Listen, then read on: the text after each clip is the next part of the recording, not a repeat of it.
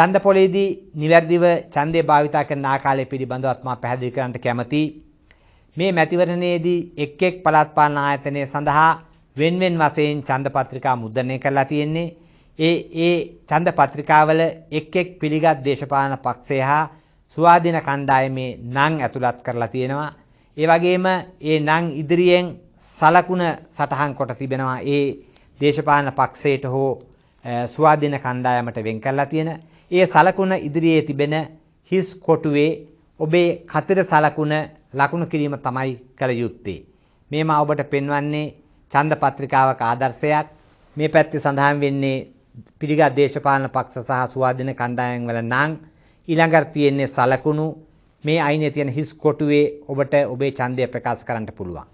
මෙන්න මේ ආකාරයෙන් තනි එක කතරයකින් තමයි ඡන්දය ප්‍රකාශ කළ යුත්තේ.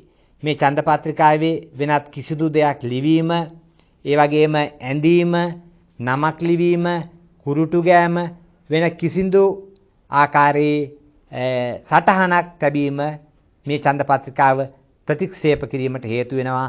එකම එක කතරයක් පමණක් ඔබ කැමති දේශපාලන පක්ෂය හෝ ස්වාධීන කණ්ඩායමේ සලකුණට ඉදිරියෙන් තියෙන හිස් කොටුවේ තබන්න.